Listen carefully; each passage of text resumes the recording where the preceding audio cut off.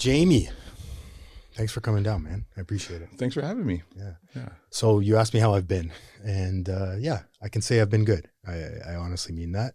I have I don't know how spiritual you are, or if you dive into that realm with recovery, but I would say, I've stayed sober since I last saw you, and even before that. So I just recently celebrated a year, which is amazing because that's my second time now doing that. Congratulations. And it was hard. It was hard to get back there. I found it harder to come back into recovery this time than it was to originally come to when I first came in at 23. I was forced to go to rehab back then. Right. I was introduced to recovery at the treatment center that I was at. I was introduced to spirituality a little bit later. But my point with all of that is I have like a different connection, I would say, with a power greater than myself that I choose to call God. And on the days when I'm not doing recovery stuff, recovery's hard, right? Yeah. And it's especially hard when you're not doing recovery things with other people, such as recovery meetings or whatever your thing is, your therapy. What do I do the 96% of my life outside of that, right? And so I was taught to connect with a power greater than myself because my will got me here. And when I live on self, bad things happen, So to answer your question, I've been good. I've been diving into the spirituality a lot more, listening to more spiritual recovery tapes of people framing it. And that's what I love that about recovery is that you come in here and and nothing wrong with Christianity or Catholicism. Like that's all good stuff. It works for a lot of people, but everything is suggestions in recovery, right? You come in and people are like, hey man, you can do this stuff or you can go and drink, or you can half-ass it. I recommend that you don't do that. And I don't know about you, but I've done that. I've done the half-assing thing, the kind of middle of the road solution. Yeah. But no one's going to force you to do anything here. No one's going to tell you to believe in God. No one's going to, these are all suggestions and recommendations. So it's a beautiful thing. I really appreciate hearing that you've been doing well, first of all, since it's been a while since I last spoke with you, but, and hearing about spirituality, I recently just had 1 year of sobriety myself. Yeah. And that's like the first time ever that I've been able to do that, in my adult life. And so the way I was able to have some consistency was by taking a lot of suggestions from other people, having humility, because everything that I had tried in order to stop didn't work. It was ineffective. And that failure of that the shame and the guilt about, the promises that you make that you're going to stop, and how the impacts that it has on your family. And it feeds into itself in a negative way. And it just sort of keeps, it makes it difficult to come back from when you aren't successful. Yeah. So I get that as well. I can't imagine after 1 year how difficult that must have been, but that's a testament to your strength, I think.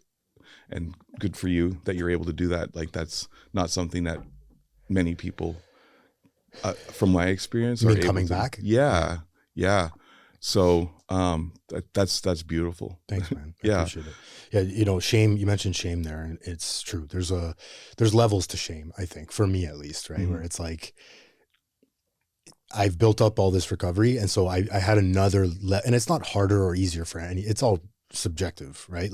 Coming back, anyone's experience in recovery it's all perception. It's all, you can't say that guy had it harder than that guy, or vice versa. Right. On paper, it might look like that.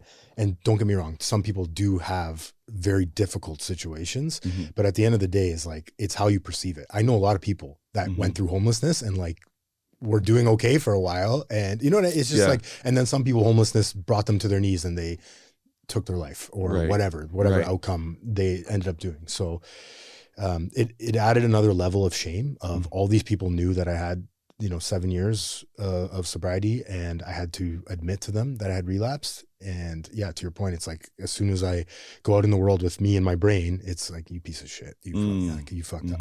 Those were the thoughts in the beginning. Yeah. And it gets better, it gets better with time.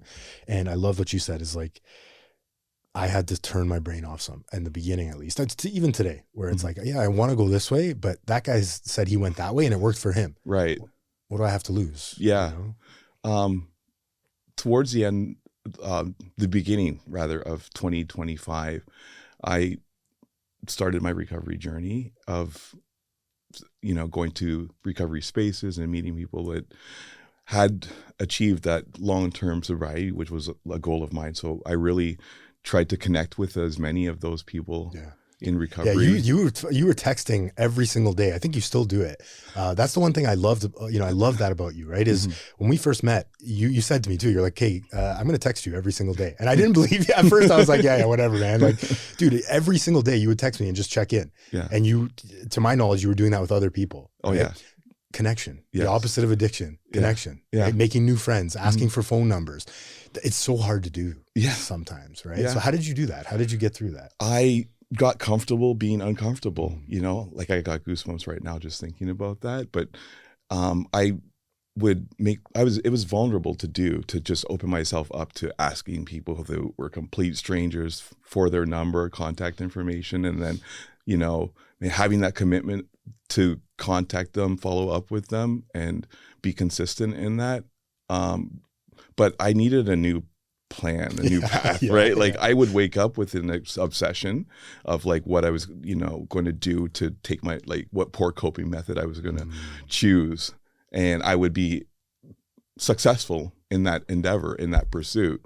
And so in order to, create a new map in my brain, I needed a new plan and a new path and new habits and new rituals and routines. And part of that was like from the start of the day, doing something different. And so I would text people. My list started off small because it was, maybe 10, 15 people, but it grew over time. Yeah. I think at one point it was up to around 200. Wow. Yeah. Connection. Yeah. I needed to connect first thing in the day. That's it. Power greater than myself. Group of people. That's it. Right? Mm-hmm. Simple. You're not necessarily getting on your knees every day and praying. Not saying that you don't do that, but that's the thing I tried to drive home with so many people is like that in of itself is a power greater than me. Yes. A collective of people that I can just tap into whenever I want. Right. And I'm sure some of those text messages turned into coffees and conversations and phone calls. And so it's a beautiful thing. The thing too is it's like old pattern. When you say that to me, it's like old pattern. Uncomfortability, unmanageability, fear, discomfort comes up in your mind in whatever circumstance you're in. What's your first reaction, right? For me, it was, I'm going to get some Coke. I'm going to get some meth. I'm going to take a pill. I'm going to take a drink, whatever, gone, right. At least for the short term. Right. Yeah.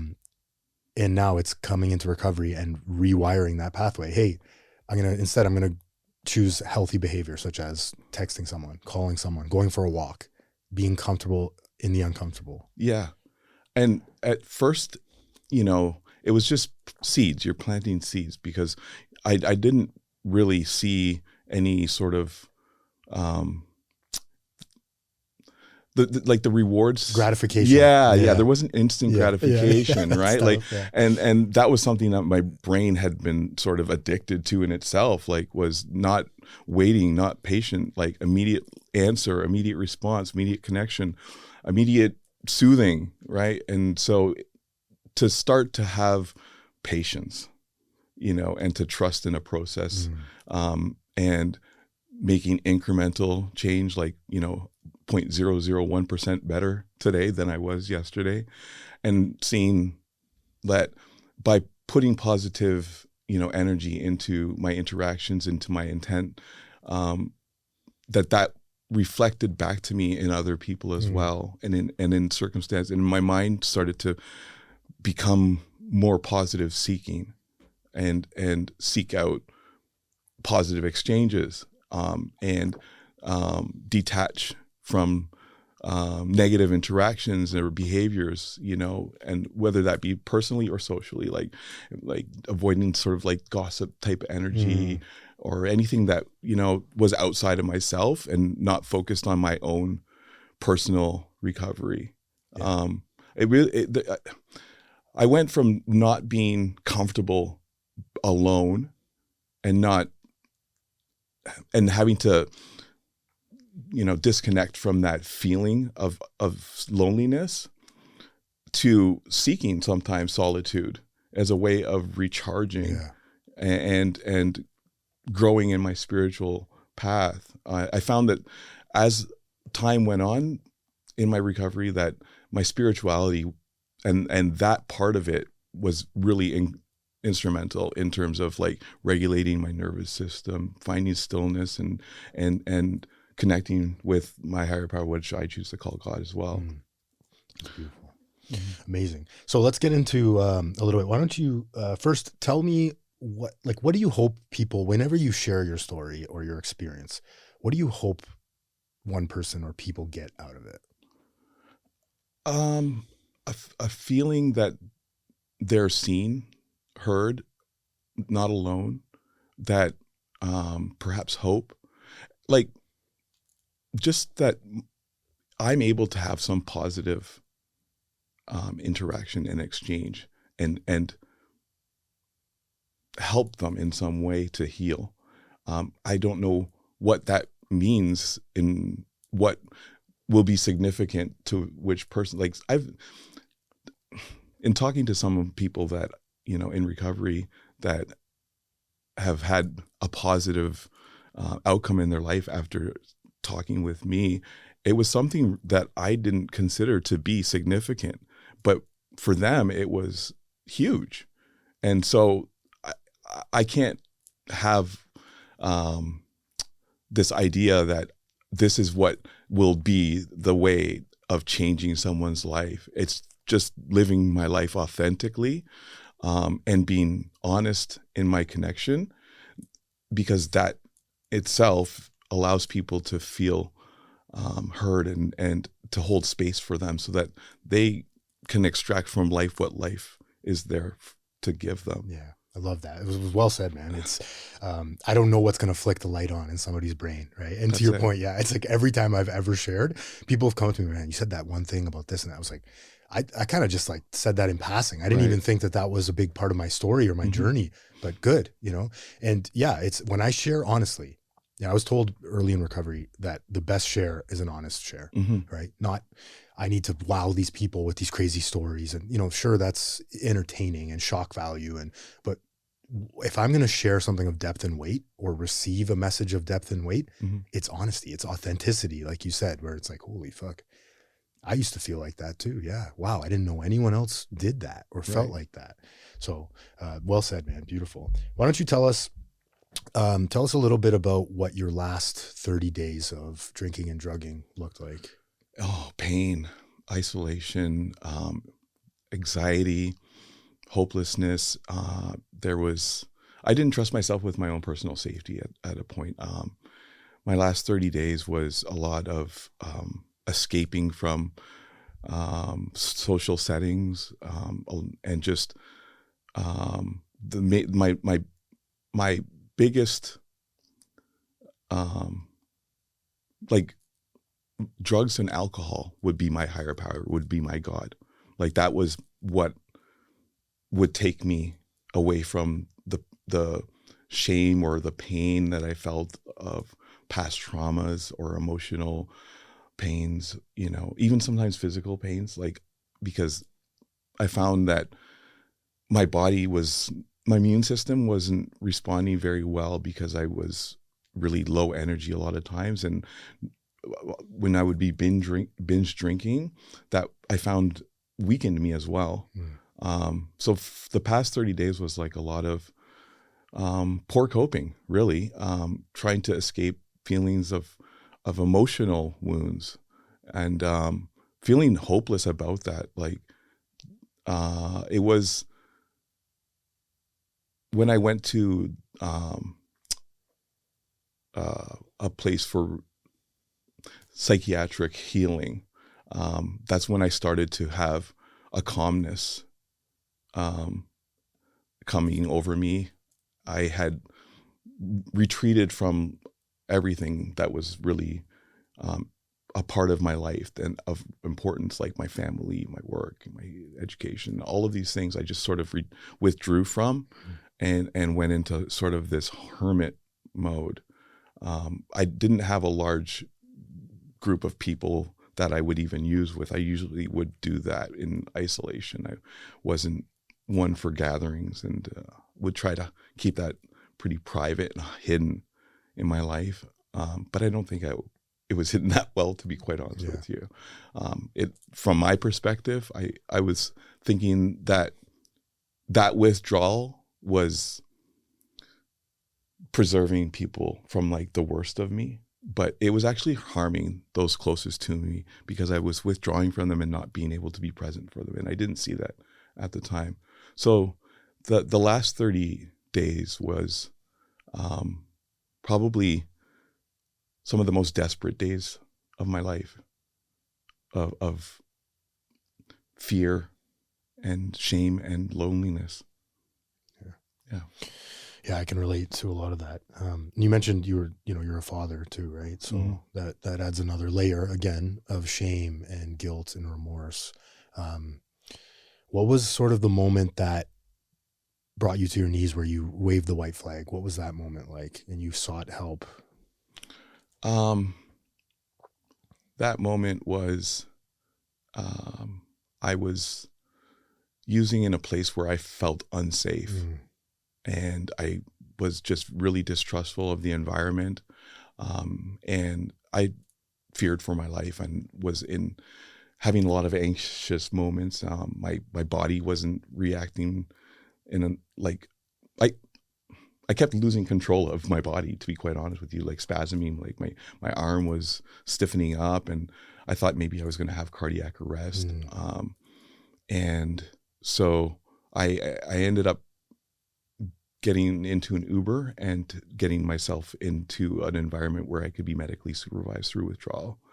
And at that point, I was kept under observation for a couple of days, and then I was transported to a detox facility where I was, where I stayed for 20 days. And it was that place there in that detox that changed my life in a really profound way. What were the sort of things that started happening? Like, what did you start noticing? Because for me, when I think of that too, it's like, I think a lot of recovery is timing, right? And a lot of people don't like to hear that because I want my son to get sober now, or my loved one, my husband, he's at rock bottom. Why can't he stop? Or I was with a new guy the other day. Right. And, sorry, it's such a beautiful thing, man. Like I had a moment. It's just a sidetrack here for a bit, because I hadn't really reflected on this with anybody yet. Yeah. I was having one of those days where I was like in my head a couple days ago, and God works for me, does things that I can't do for myself. This guy popped into my head, and I had been talking to him before, but I thought of him, and I sent him a message, and he responded, and he's not doing well, right? Okay. And I offered, like, this isn't me, right? These ideas that come up in my head, these service-based ideas, it's such a beautiful, beautiful thing of recovery. I'm in my head all day. Poor me. My life's not good, going the way I want it to. I'm not making enough money, right? These things are ruminating in my mind. What does, recovery tell me to do? What was I taught to do? Reach out and help the next person, help the new guy. So this idea pops in my head. I call this guy, and we go to a recovery event space. And I just remember like having this moment of everything he's saying to me about how his life is spinning out right now is exactly the way that my life was, right? And I don't have the power to get anyone sober. All I can do, to your point earlier, is share my story, right? And so I share my story, and he's like, man, I did that too. Like, how did you get out of it? How did you do this? And I tell him what I did. And then I go home at the end of the night, and suddenly I hadn't thought about myself for the last 3 hours. Yeah. Right? But I was overwhelmed with emotion when it happened. And what I do now is I just kind of like, when that happens, I get gratitude cries, and sort of what I just did now a little bit. I just kind of look up and I'm like, thank you. Right. Like, this is the answer.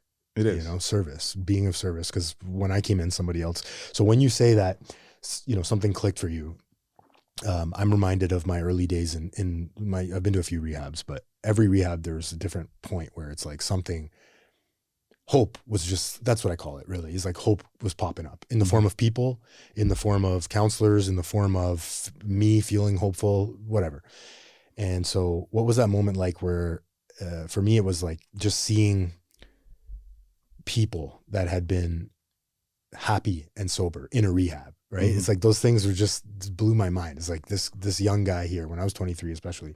Here's all these young people here that aren't using and drinking. They're pretty cool. They're cool. Like I would hang out with them outside of here, Right. and they're not using drugs and alcohol. Mhm. There's got to be something here. What are they? I want that thing, right? What are Yeah. they doing?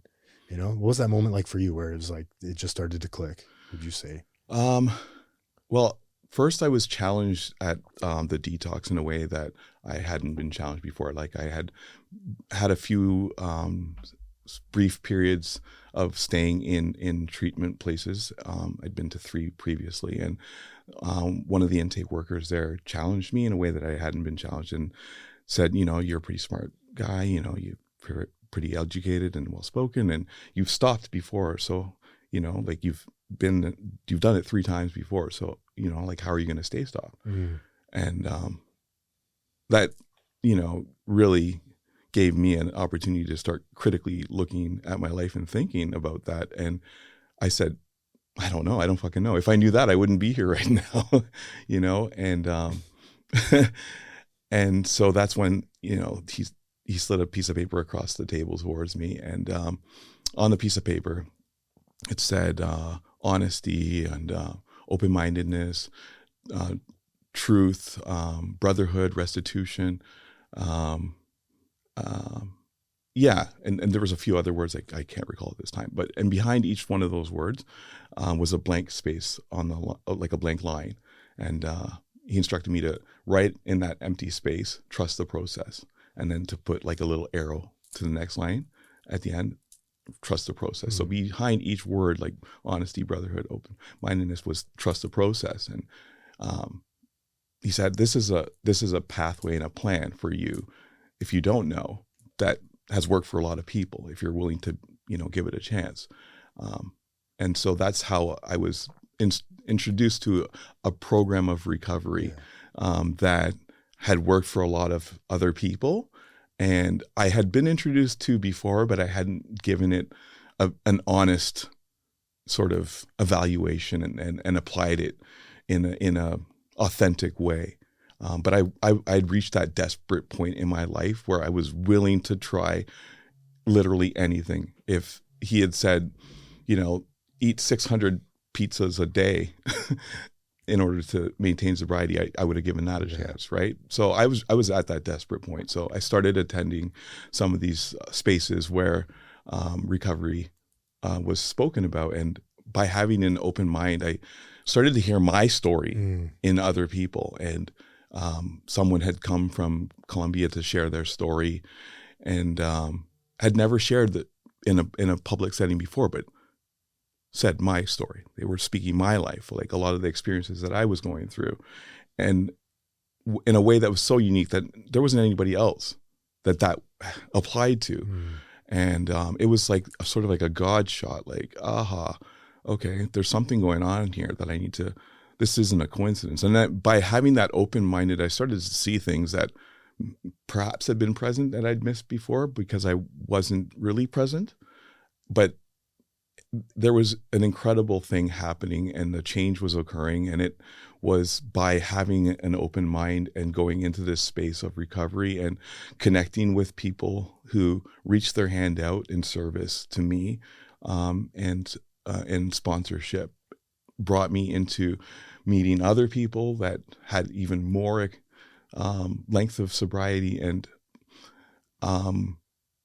it was in that space that I started to feel a connectedness and to something greater than myself. And I started to open my mind up to a higher power, which I was very disconnected from that as even really an option of healing.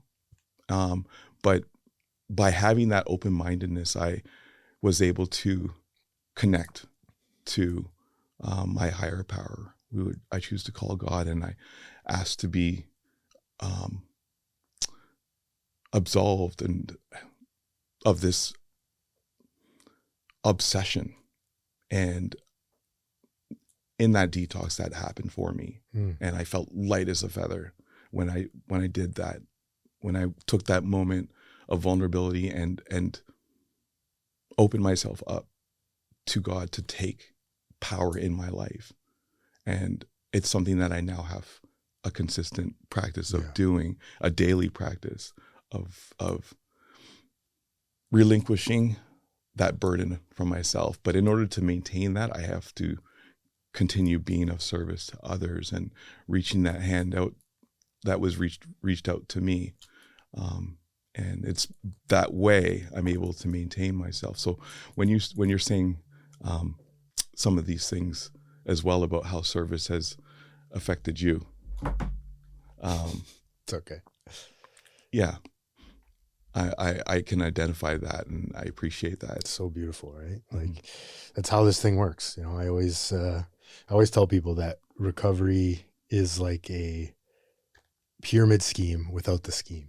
You know, if practiced properly, like we're just helping all these people, Right. and there's no scheme, there's no axes to grind, there's no dues to be paid. If you want to go and drink and you don't want to follow the suggestions that were given to me, I didn't make these up, right? Right. That I'm suggesting to you, Right. friend, who's trying to get sober. You can go and do some more controlled drinking, like That's it was it. said, right? I love that, man. It's, you know, the spiritual life is not a theory. No. You know? Yeah. I love that you said practice, because it's so, I have to be reminded of that too. And I too, that's why when I when I started the podcast today and started our conversation, the reason my spirituality is kind of, I do feel spiritually fit in this moment today is because I've been consistent with that morning practice and that night practice. Right. And it's not, you know, sitting in a yoga studio monk mode, right, for 2 hours. It can be, certainly. Sure. But I added meditation recently to my protocol, and it's 10 minutes. I follow an app that I paid for. I love it, dude. Like, I absolutely love it. It's added a new, again, I'm going to say the word layer, a new layer to my spirituality, where it's like 10 minutes out of my day, I listen to some guy tell me how to notice the fucking world and my thoughts in it and my consciousness. Right. Beautiful. Yeah. When I didn't even know, if you started talking about this when I was in addiction, I would have punched you out, right? Like, I don't want anything to do with that. Correct. The now is the most uncomfortable, annoying place to be when you're not tapped in, and when you're in, it can be still too, you know, it's very hard sometimes to be in the now, but you know, that's where, in my opinion, that's where spirituality is. It's the only place it is. That's where power greater than myself, that's where God is now. He doesn't exist yesterday. He doesn't exist tomorrow, because those don't exist, right? All we have is now. And so to be able to practice spirituality, service is a part of it, reaching out your hand, especially when it's inconvenient for you, because that's when I find, you know, that's when it pays off the most. That's right? it. Yeah. And again, it's like, I'm going to stay sober as a result of being of service, but I need to not do it for anything other than that, I would say, right? There needs to be no expected return, right? There needs to be no, in my opinion. So yeah, it's a beautiful thing. It's a practice, and it needs to be repeated, in my opinion, daily too. So I'm happy you brought that up. I want to talk about unmanageability a little bit, because that's been coming up. That word's been coming up recently for me. Can you tell me what unmanageability looked like in your first maybe month or 3 months of sobriety, of recovery? Like what sort of things were coming up as unmanageability in the beginning, and then today? What does unmanageability look like today, and how do you handle it? Sure. Yeah. I think unmanageability initially, for me, was trying to, balance all of these different things in my life, like work and school and family, because I managed the household. I was primary caregiver often for my family. So that in itself was a lot of responsibility. And so my unmanageability was just feeling overwhelmed, trying to do all of these things and be all for everyone all the time, and not prioritizing myself. I was a people pleaser. And so I actually, a friend recommended a book for me that I read, and I listened to that on repeat for the first 30 days.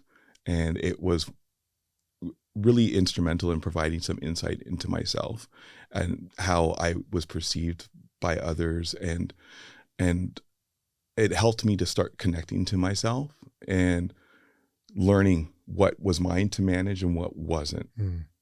So the first 30 days was just unmanageability. My life, just managing me was my unmanageability. Yeah. Well said. Right? Yeah. So the first 30 days was just connecting to myself, spending time away from any other type of distraction and making me my number one priority. And it's something that I hadn't done, I think, maybe ever. Like I was the oldest sibling, so I had younger siblings, and I was always sort of, I felt parentified in a way that I was, responsible for being an example. And so that it felt selfish to prioritize myself. Yeah. And now look back at that and think that I could have maybe had some different experiences if I was selfish in a healthy way. I think there's a difference between, the selfishness that I would experience as a form of resentment because I didn't have a connection to myself and I didn't have opportunities to grow in my healing and yeah, that sort of lost my thought there. At least for the beginning though, right? Mm-hmm. Like a lot of people might hear that and be like, well, it's selfish. You just talked about service, and you have to do that in my experience too, at least in the beginning. Mm-hmm. Right. And to be honest, there is still a degree of selfishness in a recovery program where you're putting your recovery program first, right? Not necessarily like I'm going to be first in every single, you know what I mean? It's kind of like, I need to put my recovery first because it was taught to me anything that I put before my recovery, I will lose that thing. Right. And that goes for my life, and I know that because when I was, long-term sobriety, I was practicing that. I knew that. Put my wife before, I'll lose it. If I put my marriage before, I'll lose it. If I put my gym workouts or my fitness program before my recovery, I'll lose it. And it's kind of, it sounds sort of messed up, but without my recovery program, I am not connected to myself. Like you said, I'm not me, and then I can't be me. Essentially, I can't be a husband. I can't be a father if for in your case, I need to put that stuff first. So I think that's the biggest thing that a lot of people, or at least myself, sort of struggled with is I got to find out who the fuck I am, first of all. And you said that solitude, I need to spend time with me, away from phone, away from computer, away from people, right? At least because you're going to be, it's you and you for the rest of your life, right? Right. At the end of the day, I always said this to people. It's like, sure, I can go on that vacation and have a couple of drinks and no one would know, right? Because that's like the common thing that used to come up for a lot of people. And I've struggled with that too. I know at the end of the day, like I have to go to bed at the end of the night, right? And how am I going to, so, I mean, coming clean with my relapse was the hardest thing I ever did. It took me a long time. But it was essential. Like I had to do it because when I kept that secret, the longer I kept that secret, well, what do you do with shame that builds up over time and resentment? Right? Yeah. I'm fucking in a crack house. You know what I mean? I'm smoking meth. Like that's where I end up when I can't relieve myself of the shame and the resentment that I have towards myself. Yeah. And I'm similar in that way. If I'm not able to, be honest with myself about what it is that I'm feeling and experiencing, it'll lead me in a path right back to, the drugs, the alcohol, and all other forms of poor coping, overeating, smoking. However, what I found, you mentioned something and it stood out to me. I have spirituality, recovery, and then family, and in that order. I find that has to be the script for my life in order for me to maintain my sobriety. If I am out of order with those things, I start to feel that, and it happens fairly quickly where I'm not able to detach emotionally from things that shouldn't really bother me, but they do. And it's like, oh yeah, I didn't pray this morning. Yeah, I haven't done, that spiritual practice. And so morning meditations are really the way that I like to start my day before I even, my feet touch the ground. I like to just open my eyes and start to get connected to myself in that way. And so, yeah. And I guess that leads into the next question too, where it's like, so what are those unmanageabilities today? Right. For me, it's like, you mentioned, I love that. I have a hard time. That kind of covers it all. Mm-hmm. You said it really well. I have a hard time detaching emotionally from things that normally shouldn't or don't bother me. Shouldn't is a dangerous word, but don't bother me, i.e. financial insecurity. Right. That's my thing, is like, how am I going to pay my mortgage coming up? That's been a thing that's coming up for me. Okay, well, the mortgage isn't due today. Okay. So what can I do in this moment right now to solve that problem? Well, nothing really. Like there's nothing I can do. Right. And that's to be said with a lot of things. Right. And it's like, Mm-hmm. I go through the checklist, and to your point, if I'm not checking that with the universe, God, whatever, your higher power, if I'm not checking that with that, it's rumination central, and then that's unmanageability for me. It's like, fuck, I'm not going to be able to pay. And then it's a story. I'm going to lose my house, and then it's like, I'm going to be homeless, and I'm going to, so it just like spins out. What does unmanageability look like to you? Unmanageability is if those things that you mentioned are all important parts of life and living, and money, security and housing, food security. Like these are all things that are essential to, the lived experience. But a lot of the ways in which they come into my life are out of my control. Right. So what I have control over is how I respond, like, to the outcomes, and not how I influence the outcome. So unmanageability is if I'm trying to have, my will inserted into something, like, and that's not like perhaps meant for me, or, I found that when I have just God in my life and my spiritual fitness is intact, that's it. That's what I need. And that will allow me to deal with anything else that comes up in life. Yeah. And if I don't have that, I don't have anything. That's everything for me. And so those other things are like, how housing situation can change, jobs can change, like financial situations can change. They can improve or they can get worse. I stopped thinking about good and bad and just lessons in life, and detaching from the outcomes, and just being present in the moment, and managing moments is become my life. I really am hesitant around any type of long-term sort of planning, because my life hasn't reflected that. I've had, things that I've wanted to do, and I've had a direction in life that I've wanted to go, and I've been able to do that for the most part in areas of my life. But whenever I start getting fixated on where I will arrive at a certain point in my life and what that will look like, I'm in trouble. I'm in trouble, like, because that's not real. And so someone said to me, if you have one foot in the past and one foot in the future, you're shitting on today. I love that one. Love that one. So I keep that one. Some of these things that are said are really simple, little, I guess, phrases, metaphors, idioms, but they do have an ability to ground me.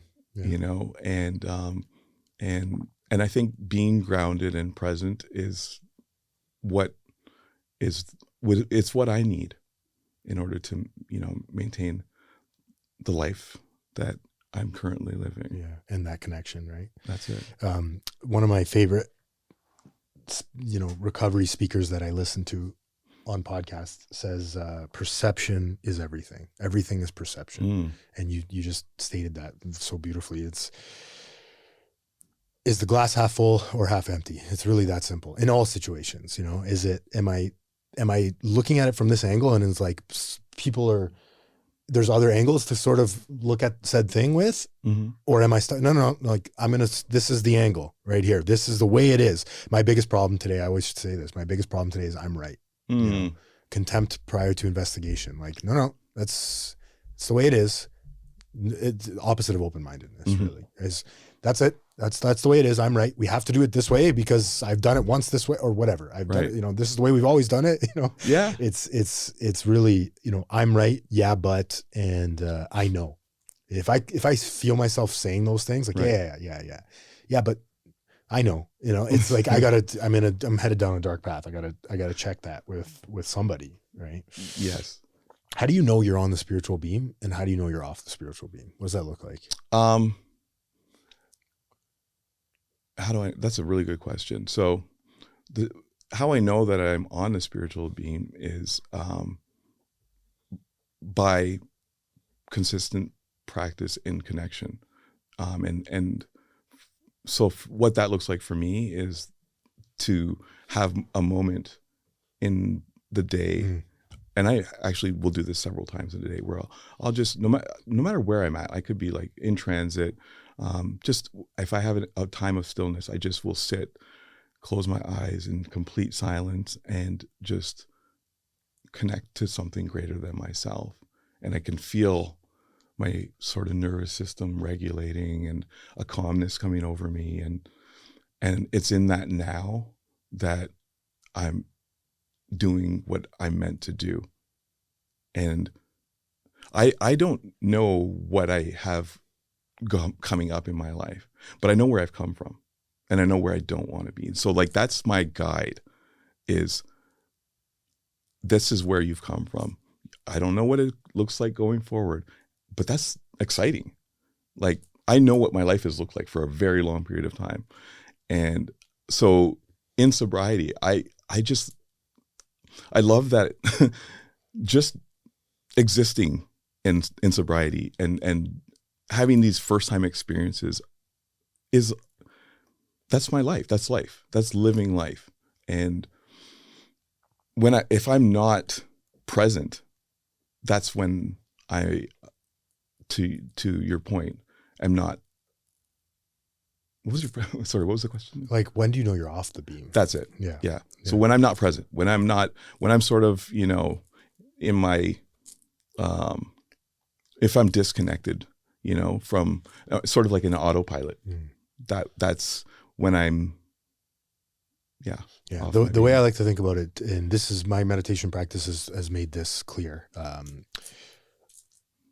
As of today, if there's one, prayer and meditation are both good, but this meditation has added like a whole separate element to my life.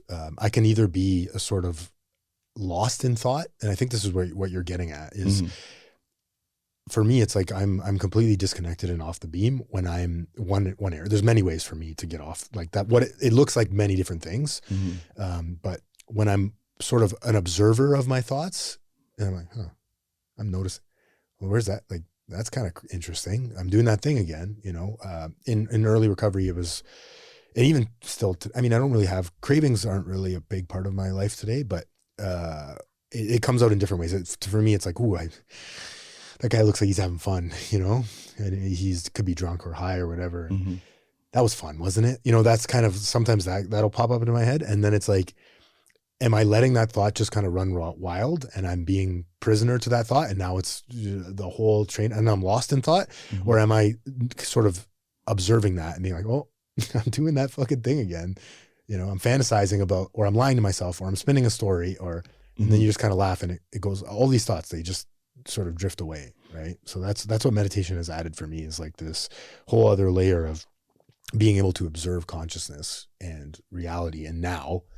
And one of the coolest things about what you're talking about is this moment right now has never existed before. Yeah. It's pretty cool, to your point. Right. And then now this moment has never existed before. Right. This is a new moment. Yeah. And we don't know what's going to happen next. You know, it's cool when you think about it that way. Yeah. So you mentioned like a little bit about your essentials in recovery. Has it changed since you came in terms of daily practices and what you do now? So like absolutely. Your routine, right? Yeah, definitely it's changed. Like for the first, say, 6 months of my recovery, I like that just recovery alone was my job. Like that was full-time job. Yeah. You know, I stepped away from work and even from, family, and that was scary because like to just sort of leave this privilege in your life of security, I didn't have a lot over me in terms of that responsibility financially. But it was it was a tough decision. It was scary to do. It took time to work up to that place of courage where I could step out into the unknown. And when I did, things started working that I couldn't explain. Like doors would open that were closed, and things happened at such a rapid pace in my life that I thought would take a long time to happen. Like, and it was by just not having anything other than building a strong foundation in recovery. And I'm thankful that I did that, that 6 months was dedicated to that in my life. It's something that it's not, a lot of people don't get that opportunity. Yeah. And or see life that way, that's essential. I didn't. But I started to just become comfortable in recovery and in healing and in personal growth and seeking those things out, and just learning myself, learning me, how I'm seen in the world, and being open to feedback, having that vulnerability, because that allowed me to become my biggest champion and cheerleader, and to back me and realize that I got me for the first time, feeling that like I can hold space for me and not lose myself in supporting others. Something that has happened for me in the past is, my by showing up for others, and neglecting myself, it's really taken from me, and there wasn't much left for others. And I reached a place where I was pouring from an empty cup, just completely depleted. So, by that, taking that time to pour into myself, and heal, it provided a runway for me, where I was able to get some momentum in my recovery and start to see some positive things happening. It was like a ripple, just little by little, step by step, seed by seed, planting and watering and having that patience and trusting in the process. Yeah. And to your point earlier, you mentioned the gratification thing. It's like, if you can do that long enough, and it's different for everybody, right? People, how long does that take to start, seeing the rewards of your recovery or the promises or whatever? If you can stay around long enough where you start to get a few of those things back, the momentum builds, and then it's just trust the process. I love writing that down next to everything. If I am all of these things and then I trust the process, it'll work out. Not in my time and not the way I want it to, but I'm going to get everything I need. That's it. Honesty, humility, and then well, this doesn't feel good right now. This, like, I've been honest for 3 days in a row now, and I've lost my job, or you know what I mean? But it's like, dude, just trust something else is coming. That's it. Trust the process, right? When one window closes, another door opens, or whatever that phrase is, that saying. I love it though. I know that community is a big part in your recovery today, and connection with fellowship of other people. This one comes up a lot. Boredom in recovery, right? How do you deal with fun? Like, how do you have fun? I think since I've been on social media and being out loud, recovering out loud, not to plug the own podcast, but it's true. Like, since I've been talking about this and getting feedback from others, that seems to be number one every single time. I relapse because I'm bored. I was taught by my therapist that boredom is fear, and fear is, this is my life now, right? So how do you have fun in recovery? How did you combat that boredom in community? Yeah, that's a really good question. And that was probably one of the things that held me back from sobriety for a long time, was like, it looked, from my perspective, that was boring, because for me, that excitement and dopamine came from using substances. So I developed a new baseline of finding joy in simple things. Yeah. So what would bring pleasure in the past may have been really extreme, and now it became, by being present, something simple like the wings of a butterfly, a blue sky, a bee on roses. I started to take and notice really simple things that were small and present, like I bought a succulent, and like it fell off, and it was just this perfect bud of a plant, and it like just looked beautiful. And I would have discarded that moment in the past of noticing. So what became fun was having presence, like noticing moments in life and taking joy in seeing other people's joy. Yeah. Right. So yeah. Also, I started to explore different hobbies. I started to, try things that had gone as, something I'd like to do one day. Those one days stopped being one day and started being today. Right. I started, getting into art, exploring art, and journaling, writing out what was important, what were goals, what were just like documenting my life. That journaling was also a routine and a ritual that really helped to provide some consistency. And it was a reference point as well. So I could look back and be like, oh yeah, this has happened at this point. And this is what, this was the win from then. Or this is what you need to follow up on, that was a goal that still has gone unmet. And because everything was on my head before. And so now to get some of my head out of my head and into,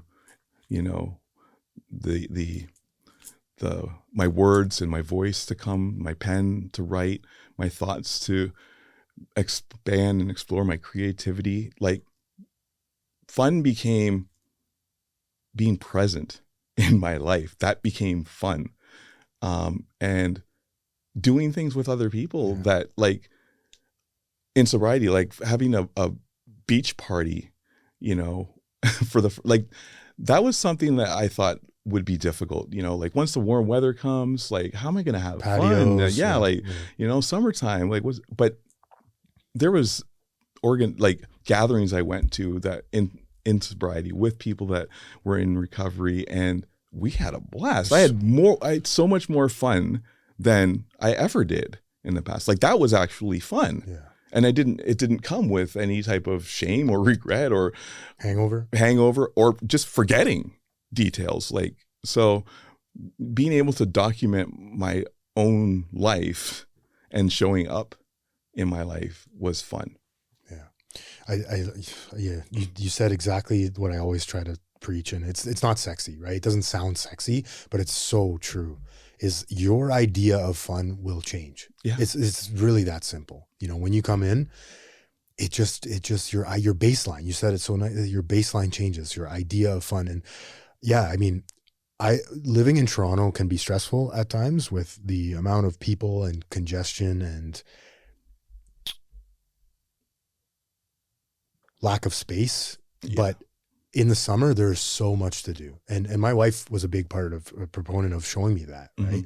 Going to the islands, going to the beaches. There's lots of beaches. It's like, I didn't know any of this stuff existed because I was stuck on the patio drinking. And that was my idea of fun. Right. Was being boxed in by four walls. Right. You know, I didn't do anything worth talking about. Mm-hmm. You know what I mean? I do. Right? Yeah. Right. Like even in the winter too, we go snowboarding now. It's like, I didn't even want to get out of bed to do that before. Right. So it's beautiful. I mean, we are not a glum lot. And find your people, find your community. You can't do this thing alone. You gotta do it with other. That's the other thing too. When you see other people sober having fun, it really adds a level of comfort too. Yes. You know? Yeah, that's true. Because I would see that on people's faces that had, 13 years of sobriety. They're just glowing, and there's just this peace and joy and contentment and presence, and you can see their life. That's the best example. That's the best sort of verification that this works, is the lived experiences of people doing it and the example that they set out. So it was seeing other people and how their lives have benefited and the life that they're living, the growth that they've gone through. That's what helped to encourage me to be consistent in it. And because there's days where your life isn't looking like that. Yeah. Right. But just knowing that it's the possibility that it could, but I know that it won't look like that if I do some other things in my life, if I make poor decisions, if I'm like disconnecting and detaching from my reality and escaping. Yeah. And just because it was just existing. I wasn't really living. I was just existing, and I was maybe present physically, but I was really in a different space in my head. Yeah. And to your point, either in the past or the future. For me, it was like today I'd say I live a lot too much in the future, but in active addiction, there's a lot of living in the past too, right? Yeah. There's a lot of future, but there's also a lot of, why did I do that? I'm going to just use and make this all go away. Man, so well said. Let's end with this. I got a lot out of today. I appreciate it, man. Thanks for coming down. But if you could say something to your early recovery self, what do you think you would say? You're doing great. It will keep getting better. Be consistent and be kind to yourself. Be really kind and have grace for yourself, because you've come through a lot and you've done an amazing, and you've survived. You're still here, and it will be better. Love it. Thanks, Jamie. Appreciate you, man. I appreciate you too. Thanks for having me. Thanks for listening. Please help us grow the channel and like, share, and subscribe for more content. The discussions and stories shared on this podcast are for informational and motivational purposes only. This content is not a substitute for professional medical advice, addiction treatment, or therapy. If you or someone you know is struggling with addiction, please consult a licensed physician, addiction specialist, or mental health professional. You are no longer alone.